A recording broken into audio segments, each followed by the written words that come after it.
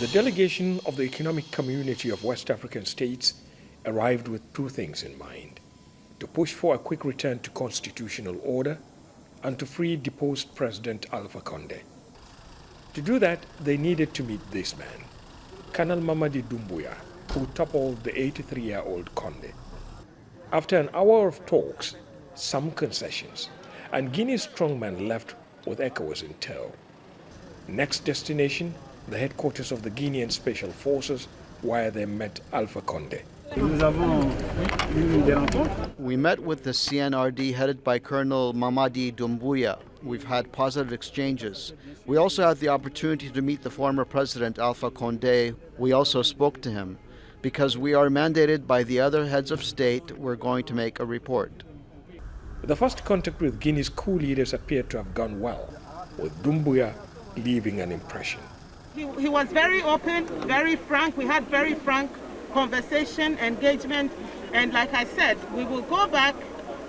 What we discussed is not for public consumption at this point. What the delegation didn't achieve, however, was to restore Alpha Conde to power immediately, or fly him out of Guinea, as was the case in Mali when former President Ibrahim Boubacar Keïta was deposed by the army. Analysts blame ECOWAS leaders for the constitutional crisis. They have been sleeping on the wheels of the organization instead of really being proactive, addressing the challenges inside its member states, its 15 member states. They have been really complacent. Tough negotiations still lie ahead for both ECOWAS and the coup leaders. Colonel Doumbouya and his fellow military officers are under intense pressure, both at home and abroad. The Economic Community of West African States, ECOWAS, and the African Union are pushing him hard for a quick return to constitutional order.